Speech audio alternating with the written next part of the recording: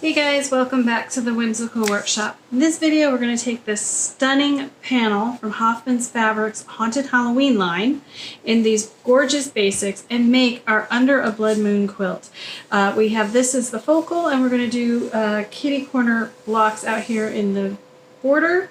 The pattern is written for traditional method, and in this video I'm going to show you how to use the Creative Grids kitty corner ruler. So you'll have either option. So stay tuned. Yay!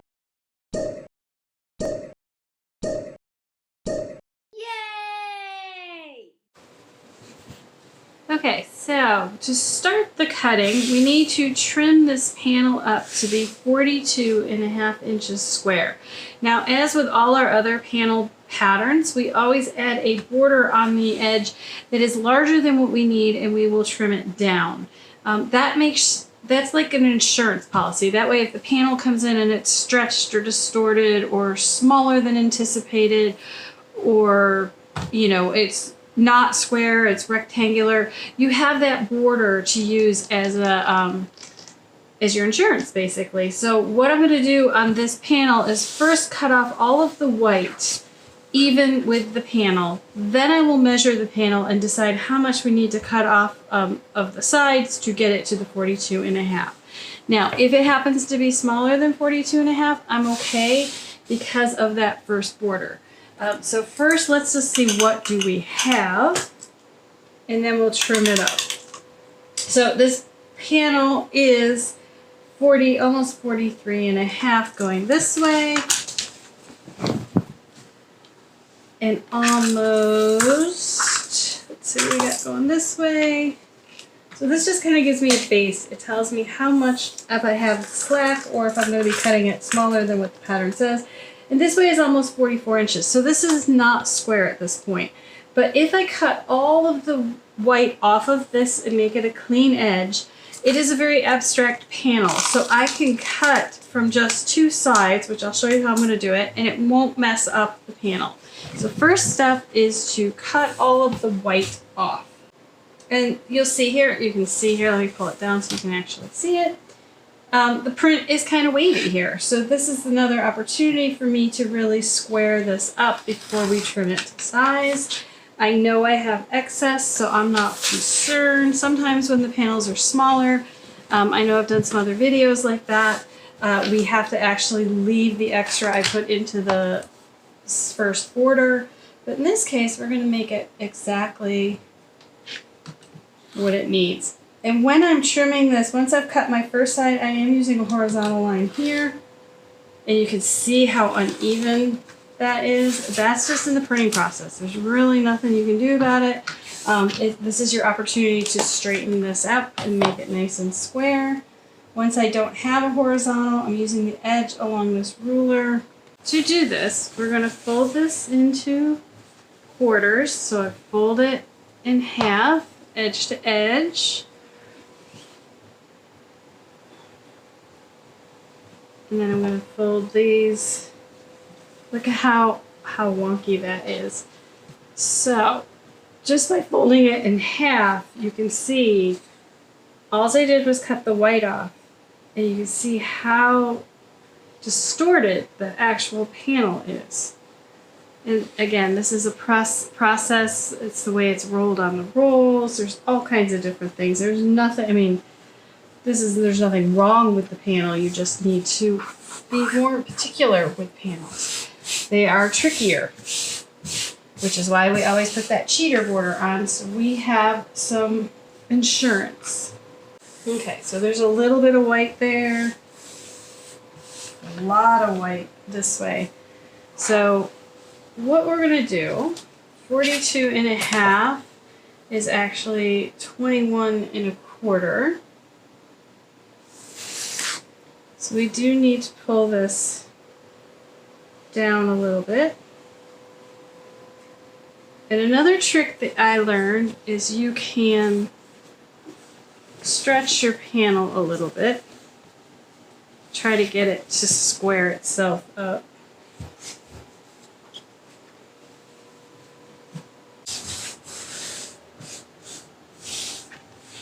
Okay, so you can see just by kind of stretching and smoothing it. I've really fixed that huge gap, and I've kind of just sort of dispersed it across the whole panel.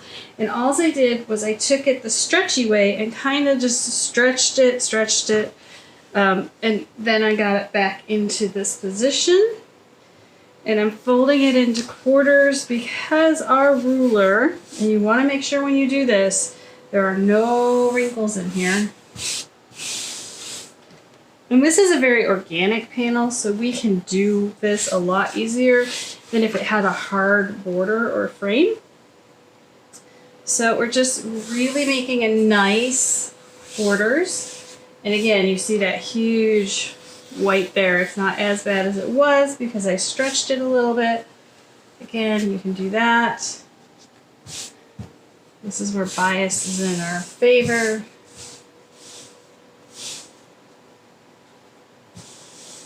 Okay, so 21 1/4 is what we're trying to get to in both directions. So this direction, we've got 21 1/4.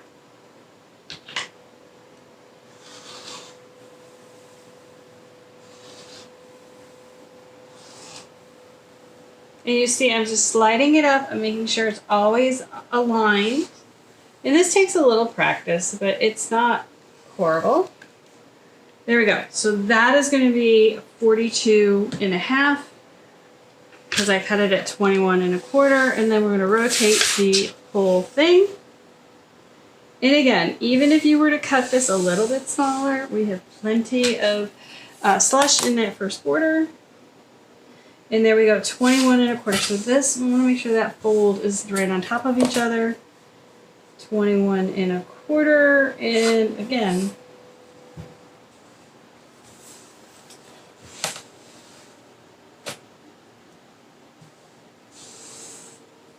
there we go. And you can see it is right on there. So we are lucky. We were able to get our 42 1/2 out of this, even though it was a bit skewed. And again, it comes down to how it's wound, how it's on the printer, how the fabric is. There's a lot of different variations, and that's why we always worry about panels coming in a weird, wonky size. So now we have our panel square at 42 1/2. So we're ready to go ahead, and I'm just going to cut the rest. It's all straightforward cutting, and then we'll be back. I'll show you how to use the kitty corner ruler. Before we do the kitty corner ruler, I do want to talk about this first border. So I was able to cut my piece at the 42 1/2, which is what we wanted. So the first border we tell you to put on is a 2 1/2 inch border, and then we're going to trim it to 45 inches. If you've got your panel done correctly, you could just go ahead and instead of cutting 2 1/2 inches, you take the trim size, which is 45 minus 42 1/2, divided by 2. You could cut the borders 1 3/4 instead of 2 1/2, and then you would not have to trim them up. So you do need to do a little bit of math if you do not want to trim them up and you want to cut the borders exact. And again, what I did is I took the trim size, which I got here is 45 inches. I subtracted the panel size, I divided it by 2, which was 1 1/4, and then I added in my seam allowance, which is a 1/2 inch. So 1 3/4 is where I got that. Just so if you want to ever do that, you have the math. So I'm going to go ahead and cut the rest, and then we'll be back to do the kitty corner. Alright, so I have our borders on our crow quilt. There is the one that you can trim down. Then there is a 1 inch border that finishes at 1 1/2. And then this is again a 1 3/4 inch border that finishes at 1 1/4, which is what this is. So you could just stop right, you could just stop right there and have a beautiful quilt with this crow in the middle. But we're going to go ahead and do a kitty corner border on it, which is pieced, and then we're going to repeat the large and skinny large. But I did want to just point out, when you're sewing these on, make sure when you're doing this skinnier one that you are 1/4 inch on your seam allowance, that you are accurate. Because the skinnier the borders get, the less accurate you are, it will show up. This will get wavy. So make sure you set up some 1/4 inch guides. We did a video on how to perfect your 1/4 inch seam. I will link that below. But now we've got the crow and her borders all done, I'm going to go ahead and move on to the kitty corner blocks. So in the pattern, we give you cutting directions for traditional method or ruler method. And then here we say, if you're going to be using the kitty corner, Creative Grids kitty cornered ruler, follow the instructions that come with the ruler, which is this guy right here, and these are the instructions. If you happen to have a kitty cornered ruler from Creative Grids and lost your instructions, you certainly could go to the Creative Grids website and download the instructions for it. But this is going to make these corner units super, super easy. Now in the pattern are templates. You can use these templates to also just cut and piece and sew these, but the Creative Grids method is pretty slick and they come out perfect every time. So we did include instructions for both. So the first thing you need to do with this is I'm going to grab a piece of fabric you can see here. There are Unit A, finished block size, and then what you need to cut. So we're doing a 6-inch finish. So you need to cut 2 7-inch squares to make the kite part, or the kitty ear part of it. We're going to make 2 at a time, so that's why they're having you cut 2 7-inch squares. Then for Unit B, which is the background on either side, you go down to 6-inch and you need to cut 2 4.5 by 7.25 inch rectangles. So that's what we've done here.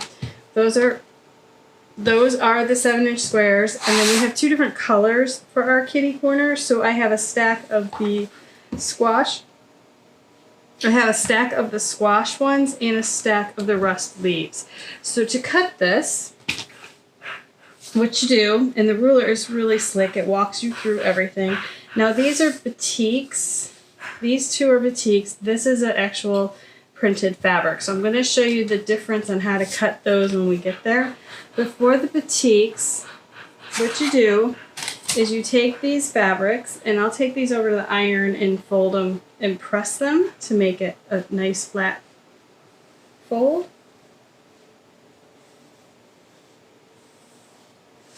And then you use the ruler, and the ruler has, for step 1, there's a dotted line that you lay on the fold. You can cut more than 1 at a time, but for today I'm just going to cut the 1. So you just go ahead and cut that. This is scrap. And there is our kite piece. And I need to cut 2 of these. There's 2 here. So again, I like to take them over the ironing board and like stack them 2 and 3 together and press them to get this nice and straight. Again, lay the ruler on the folded line along the A dotted line, making sure it's aligned in the corner. Go ahead and cut.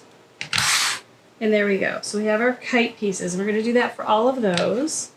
Now for the background pieces, you don't need to fold them, but you do need to put them, it tells you right on the ruler, must be mirror image to yield 2 left and 2 right. So you're going to place your fabrics right sides together or wrong sides together. The ruler says right sides together, but it already comes cut off the bolt and your yardage wrong sides together, so I just leave it that way. You're still going to get mirror image. Then for step 2, this says step 2, it says cutting your B units, align the left edge of the rectangle here, which is what we're going to do. And we're going to go ahead and cut. And that gives me a right and a left.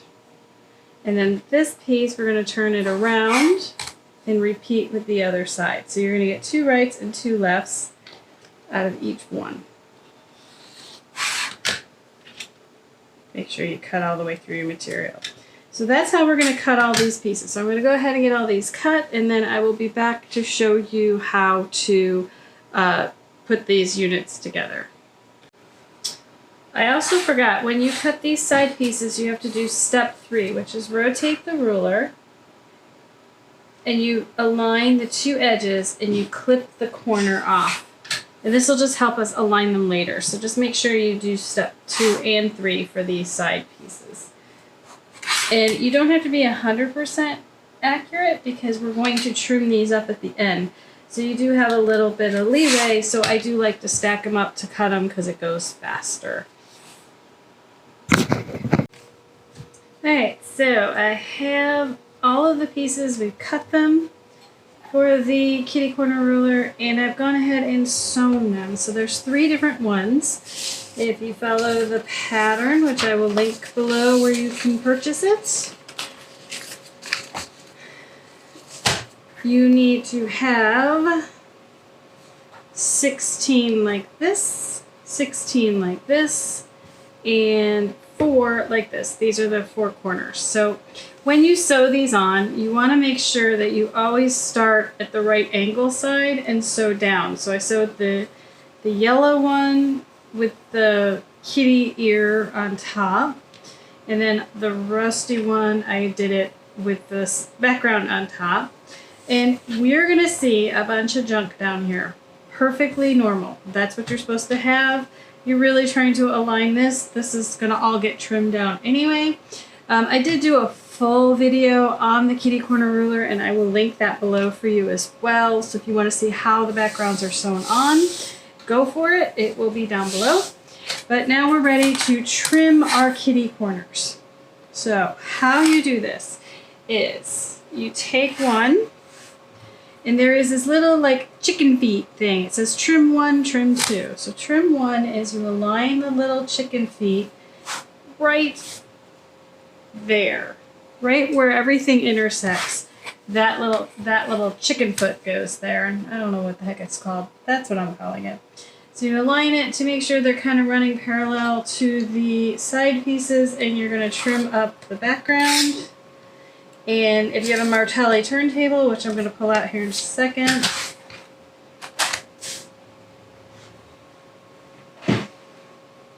there we go. This is super handy to have because now I can just rotate this as I trim it. And then to do the second side, we're doing the 6-inch finish, so we're going to use the 6-inch dotted line. And you want the diagonal line going through. You want the diagonal line going right through the middle. And then we're just going to square all this up. And there we go. That is our kitty corner block. So I need to trim all 36 of these, and then we're going to be ready to piece our border. So when you put the chicken feet in, there's also this diagonal line. You want to make sure it's going through the whole thing.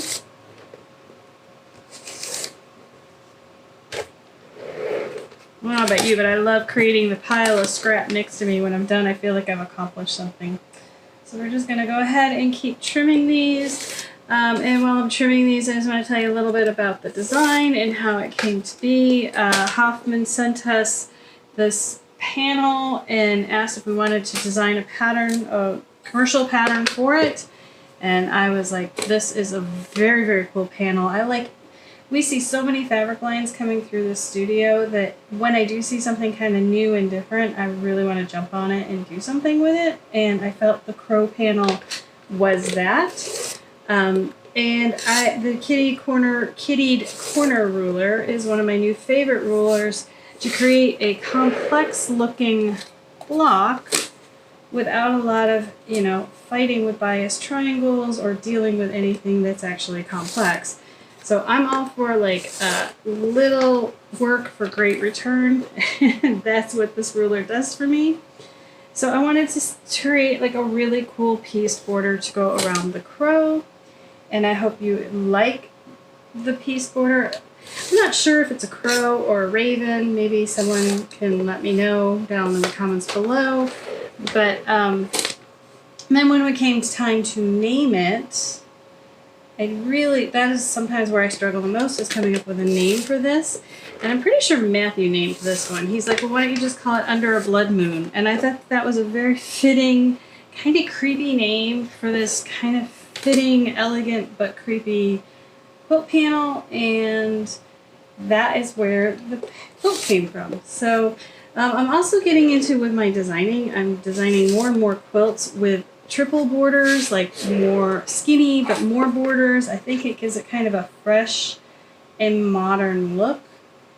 So that you may see that in more and more of our patterns as we develop them through the year. I always tend to kind of fall into oh, I like this kind of border, or I like this kind of block, and then I have to force myself to go learn something new so I don't fall into a rut. And I think this quilt kind of was that. It kind of was a very refreshing and nice design that was a little different from what we normally do. So I'm going to go ahead and finish cutting these, and then I will be back to show you the piece border.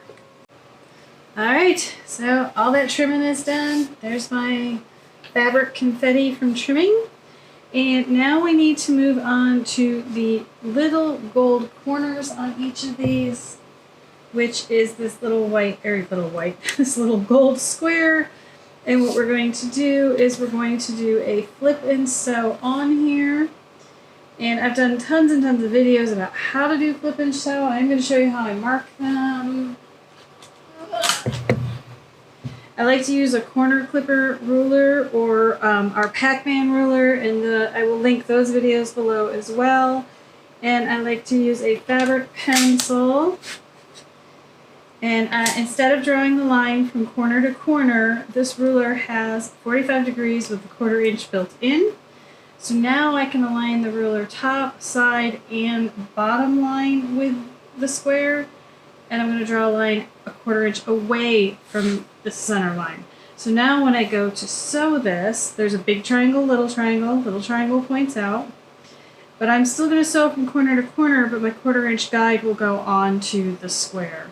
So that's what I'm going to do with these, and then I'm going to sew them onto the corners. Every one of them gets it in the kitty corner side, and that is going to create this internal diamond.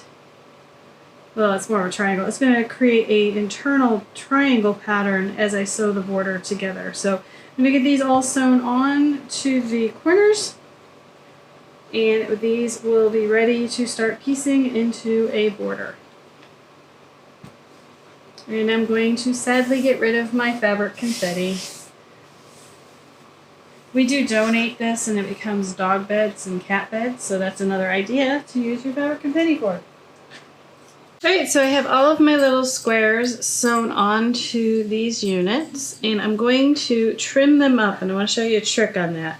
Use a line on my cutting board, and I line up the sewn line with the line on the cutting board, and I just keep stacking these, aligning it with this bottom sewn line and the next top line, and keep going up, and then I'm going to trim them all. Sorry, Miss Doodles is in the studio with me today, and I gotta keep an eye on her. That's our puppy. If you want to see more of her, you can check her out on my Instagram channel, Whimsical Workshop, and she has her own video on YouTube, so you can check that out. Alright, so once I get a bunch of these stacked up, I'm just going to take a ruler, preferably a long ruler, and I'm going to lay the 1/4 inch line on the sewn seam and just cut these out. And there we go. We've got them all trimmed and ready to be pressed open, and I'm going to finish these and press them and show you how to put the border together. We have the units all sewn with their little flipped corners. Now we're ready to start piecing our borders. So the 4 pieces you have here are your corners, and then the ones with the rust on this side are unit 1s, and these are unit 2s. So you're just going to go ahead and follow figure 10, 9, and 10 in the pattern to make the top and bottom borders in the side borders. And what the pattern should look like is, here's a corner. So you have a rust on this side. You want this one, the rust, to match up. On this one, you want the gold to match up. So you're making these rust points and these gold diamonds. And that is the pattern. And you're going to sew 1, 2, 3, 4, 5, 6, 7, 8, 9, 10. You're going to sew 10 together for top and bottom. And it should be 8 for the sides. Yep. So So 8 of these for the sides, 10 for the top and bottom. Top and bottoms get the unit 3s. The sides are just 1s and 2s. So I'm going to go ahead and get my borders sewn. And then we're going to keep adding them onto the center of the quilt to build it out. And then we'll be done. So another thought here is all of these have to get sewn into pairs. So before I sew my borders together, I'm actually going to take all of these and all of these and sew them to match. Then I'm only dealing with these units in the corners, and I know everything is going to be aligned correctly and going in the same direction. So that's how I'm going to tackle it versus sewing it as one straight border. Or you could sew it as one straight border. Totally up to you. All right, so I sewed those into pairs, and I wanted to show you that when I go to press these, I am pressing them open because there'll be a lot less bulk here. Otherwise, you got a lot of seams coming in at once. So I use these strip sticks. I'll put a link below for those. And I lay it over the strip stick, which has got a curve to it. And then I just open one end. And I use the nose of the iron, and I just press it. And gravity and the curve of the stick make the seams pop right open. I can even just do it with my finger, and it does a great job. So I've gone ahead and pressed all of these open. Now we're ready to sew these into the border. And I will press these open as well because there's a lot of bulk right here, and I'd like to avoid that. So these get sewn into 4 pairs for each side, and then for the top and bottom it's 4 pairs plus the 2 end blocks, which I put up, and there they are.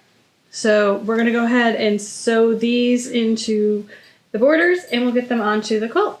All right, so there is a piece border, and here is our crow panel with the first 3 borders on it. And I thought I'd just show you how to put a border on, especially a piece border, because sometimes, no matter what you do, either one or the other is a little bigger or a little smaller. So how you pin a piece border on is you pin end and end. Now, a piece border is a little different than a regular border. So I always do end to end on piece borders for sure.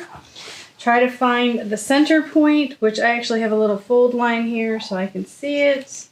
And then we're going to pin the center. And then you divide the area, the half, into quarters and drop another pin in.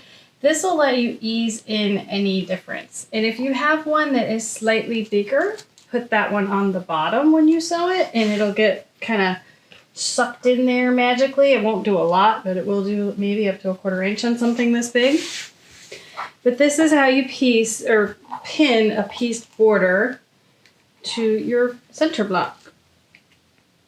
And I'm just going to repeat that on all of the other sides, and just make sure that the gold triangle is in against the border. That is how the borders go on the quilt. So I'm going to go ahead and finish the borders, and then we'll be ready to do the last 3 borders and be done. All right, so here is our quilt under a blood moon all finished and back from the quilter. Monica did some custom work by going around the feathers and adding some detail in there and the branches, and then she followed the rays that were shooting out from the raven. And she also did echo quilting in the border. We kept it super, super simple so that we could really showcase the fabrics and not have a lot of heavy quilting on this. Again, this is Haunted Halloween from Hoffman Fabrics. We want to thank them for sending us the fabric. I hope you've enjoyed this tutorial on how to do the kitty corner rulers and how to work with panels. And as always, if you have, make sure you like and subscribe and give us a thumbs up. And thank you for watching.